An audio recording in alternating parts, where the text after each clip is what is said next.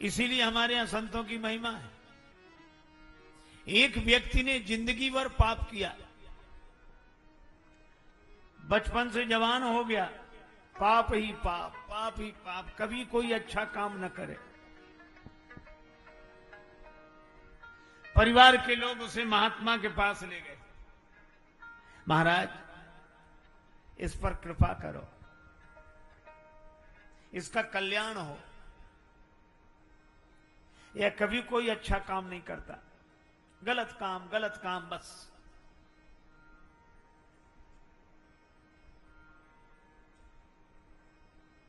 महात्मा ने कहा कोई बात नहीं, हमारे पास छोड़ दो। महात्मा ने उससे कहा कि तुम हमारे साथ रहोगे? बोला साथ रहने में कोई आपत्ति नहीं, पर हमसे भजन के लिए मत कहना। महात्मा बोले क्यों? तो कहने लगा कि भजन की बात सुनते ही हमें सिर दर्द होने लगता है।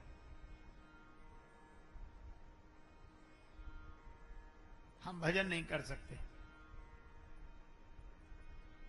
महात्मा बोले मत करना भजन, तुम हमारे पास रहो। बोला दूसरी बात सुनो, हम जो करेंगे उसमें रोकना नहीं। महात्मा बोले नहीं रोकेंगे, तुम्हें जो करना हो वह करना। बोला तब तो आराम से आपके साथ रहेंगे। और रहने लगा वो। महात्मा से मित्रता हो गई, उसे जो मन में आवे सो करे और भजन करे नहीं। एक दिन महात्मा उसे ले गए वन में, वह भी घूमते घूमते साथ गया। महात्मा ने कहा कि देखो तुम्हारा हमसे प्रेम है तो एक काम करो, क्या मेरे कहने से एक बार राम कह दो। बोला इससे क्या फायदा? महात्मा बोले फायदे की मत सोच, तू तो राम राम कहे। हम लोगों की आदत है, कभी किसी से कहो कि भैया भजन किया करो, राम राम किया करो, तो लोग तुरंत क्या कहते, इससे क्या फायदा? अच्छा रामायण पढ़ा करो, क्या फायदा? एक महात्मा बार बार कहते भैया राम राम किया करो, तो सामने वाला कहे क्या फायदा? रामायण पढ़ा करो, क्या फायदा? महात्मा परेशान हो गए, तो उन्होंने उससे कहा कि तुम तमाकू खाते हो? बोले हाँ खाता हूं। बोले क्या फायदा? बीड़ी पीते हो? बोले हाँ पीते हो। बोले क्या फायदा? बोले ऐसे तो हमने सोचा ही नहीं। महात्मा बोले इतने तुम गलत काम करते हो बिना फायदे की सोचे, तो एक राम नाम ही मिला है जिसके लिए फायदा सोचोगे? क्या बिना फायदे की सोचे राम नाम नहीं कर सकते? इतनी चीजें करते हो बिना फायदे की सोचे, तो राम नाम भी बिना फायदे की सोचे करो।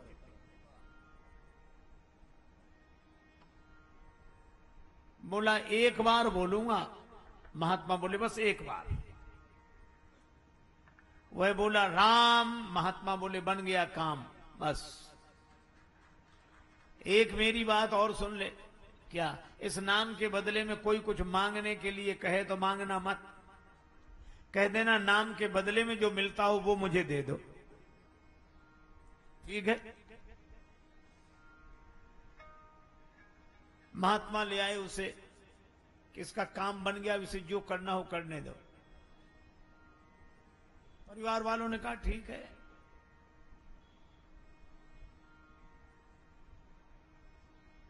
महात्मा चले गए, वो अपने घर रहने लगा, मनमाने काम करने लगा।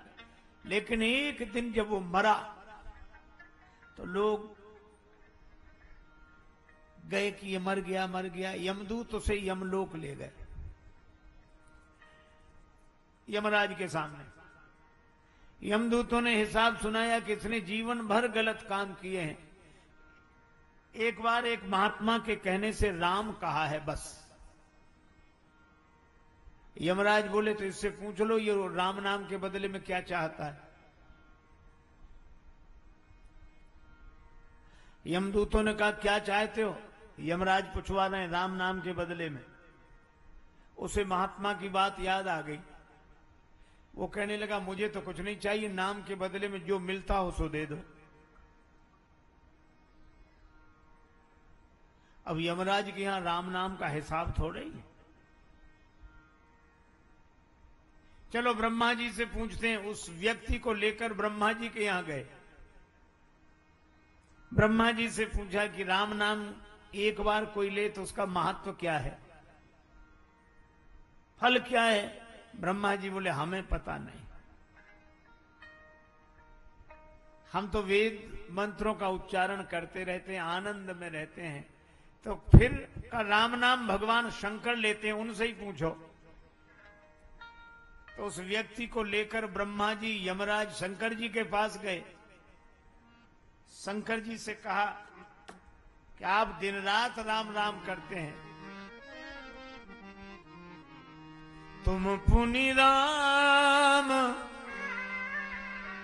राम दिन राती, तुम पुनि राम राम दिन राती, तुम पुनि राम राम दिन राती। सादर जपऊ अनंग अराती,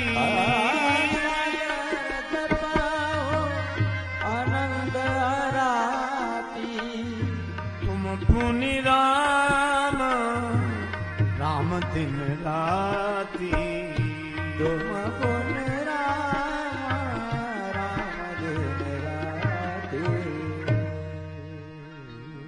आप निरंतर राम राम राम राम राम स्मरण करते हैं, तो एक बार नाम लेने का क्या फल है? शंकर जी ने कहा कि नाम स्मरण तो मैं खूब करता हूं, लेकिन एक बार राम नाम लेने का क्या फल है ये मुझे भी पता नहीं। फिर किससे पूछें? शंकर जी बोले जिनका नाम है उन्हीं के पास चलो। यमराज, ब्रह्मा जी, शंकर जी उस व्यक्ति को लेकर राम जी के पास पहुंचे। राम जी से कहा कि इस व्यक्ति ने जिंदगी भर गलत काम किए, एक बार आपका नाम लिया है, तो आपका एक बार नाम लेने का क्या फल है, इसे वही फल दिया जाए। राम जी बोले नाम तो हमारा ही है, लेकिन फल हमें भी पता नहीं है। तब तुलसीदास जी ने लिखा, कहो कहां लगी नाम बड़ाई, राम न सकहीं नाम गुण गाई। राम न सकहीं नाम गुण गाई। पर इसने एक बार नाम लिया है तो ये मेरे पास आ गया, अब इसको मेरे ही पास छोड़ दो, तुम लोग जाओ। वह राम जी के पास रह गया। यह है संत की महिमा। इसीलिए जिन कहा सतसंगति अति प्यार, भगवान शंकर कहते हम उन्हीं को कथा सुनाएंगे। ये कथा लिखकर रख ली, सुनाई नहीं। लेकिन जब पार्वती जी ने प्रार्थना की, अब पार्वती जी गिरिजा हैं, पर्वत तनया हैं, जिसकी श्रद्धा पर्वत की तरह अविचल हो, वही श्री राम कथा सुनने का अधिकार। गिरिराज तनया, उनको भगवान शंकर सुनाते हैं। पाई सुसमो सेवासन, पाई सुसमो सेवासन, सेवासन भागा, पाए सुसमो सन भागा, पाय सुसमय सेवा। सेवासन भागा पाए सो सम सन भागा, पाय सुसमय सेवा। सन भागा, पाय सुसमय सेवा। सेवासन भागा पाए सो सम भगवान शंकर ने पार्वती जी को कथा सुनाई। अच्छा देखो, अब जब कथा हो ही रही है तो एक बात सुनो। श्री राम कथा को आगे बढ़ाने में इन माताओं का बड़ा हाथ। माताओं की बड़ी कृपा है। कैसे? राम जी का विवाह हो गया, राम जी अयोध्या में आ गए और अयोध्या में आनंद ही आनंद। अगर राम जी अयोध्या में ही रह जाते तो कथा आगे कैसे बढ़ती? हम लोग उतनी ही कथा जानते। तब दो देवियां आगे बढ़ी। राम जी को तो राज्य मिल ही रहा था। राम जी राज करि बनते अवधनाथ, कैकेयी के संग जो पे मंथरा न आवती। ये दो देवियां, माता कैकेयी और मंथरा, इन्होंने कहा भले ही अपयश मिले लेकिन राम जी को वन भेजें। अच्छा, राम जी को वन क्यों भेजोगी? अयोध्या में तो आनंद ही आनंद का, अयोध्या में तो आनंद है, पर इन्हें वन भेजना इसलिए जरूरी है क्योंकि जग मंगल गुण ग्राम राम के, दानी मुकुति धन धर्म धाम के। तो महाराज दशरथ तो इन्हें राज्य दे रहे हैं क्योंकि राम जी राज्य के अधिकारी हैं। महारानी कैकेयी बोली निश्चित मैं महाराज दशरथ का विरोध नहीं कर रही हूं, फिर वन क्यों भेज रही हो श्री राम जी को? अच्छा देखो, महाराज दशरथ कहते हैं कि राम रूपी घड़े में राज्य रूपी पानी डालो। राम रूपी मिट्टी के घड़े में राज्य रूपी पानी डालो। पर महारानी कैकेयी ने कहा कि ये कच्चा घड़ा है, अभी राज्य का पानी न डालो, अभी तो घड़े रूपी राम जी को ही वनवास की आग में डालो। घड़े में पानी तो भरना ही है, घड़ा बना ही है पानी भरने के लिए, लेकिन पानी भरने के पहले घड़े को आग में डालो ताकि वो पक जाए, परिपक्व हो जाए। और कैकेयी जी का यही भाव है कि राम जी जब तक आम नहीं बनेंगे, आम आदमी, राम जी जब तक आम नहीं बनेंगे तब तक राम नहीं बनेंगे। उन्हें एक व्यवहारिक जीवन का अनुभव चाहिए, एक एक व्यक्ति की पीड़ा का अनुभव कर सकें। इसलिए इन दो देवियों ने राम जी को वन में भेजा। लेकिन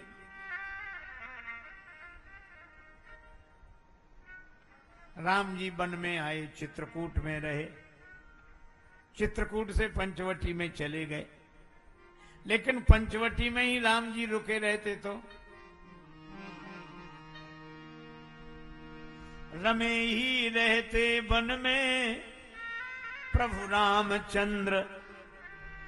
एक देवी और आगे बढ़ी, कौन? रावण की बहन जो न नाक कटवावती। शूर्पणखा ने नाक कान कटवाए पर कथा को आगे बढ़ाया। और शूर्पणखा कहती काम मंथरा कर गई, बन भेजे श्री राम, रण रचने में रहेगा शूर्पणखा का नाम। अच्छा बोलो, एक देवी ने अयोध्या से, महारानी कैकेयी और मंथरा ने अयोध्या से राम जी को वन में भेजा पंचवटी तक, और शूर्पणखा ने कथा को आगे बढ़ाया।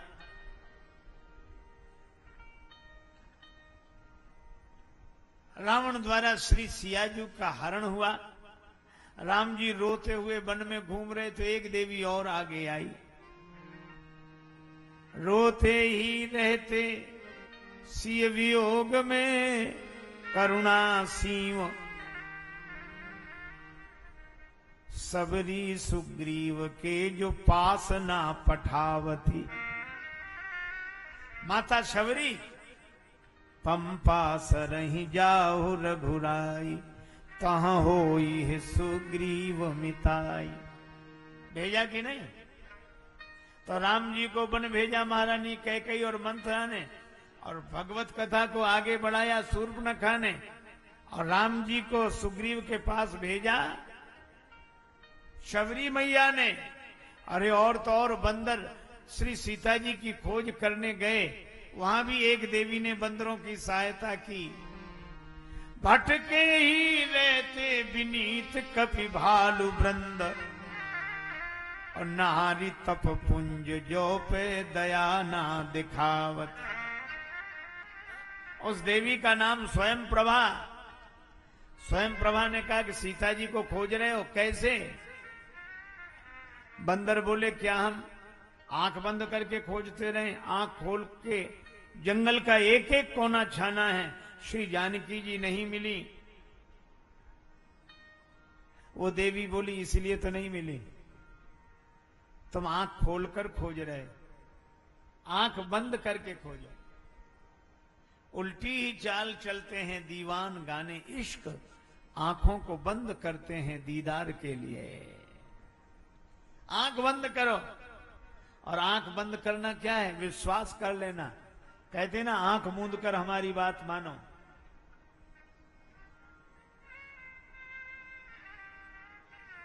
तो इस तप पुंज ने, इस स्वयं प्रभा देवी ने सहयोग किया।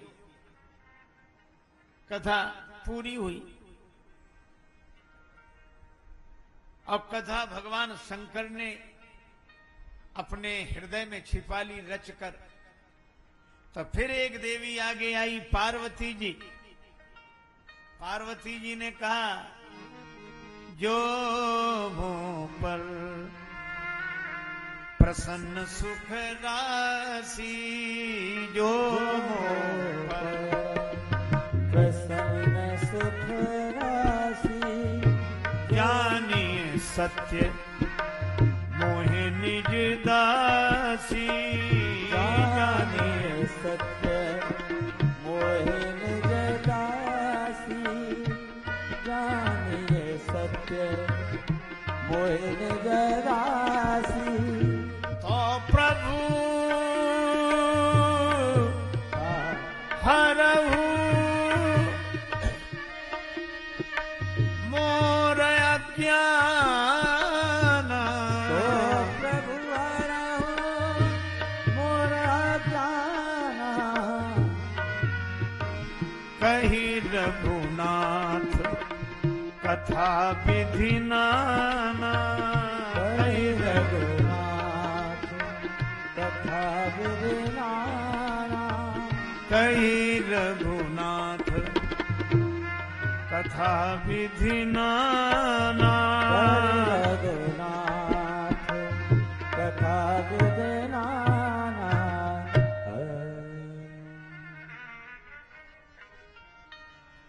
पार्वती जी ने प्रार्थना करके उस कथा को प्रकट कराया। लेकिन एक समस्या हुई, भगवान शंकर ने कथा कही, पार्वती जी ने सुनी। वह कथा हुई देववाणी।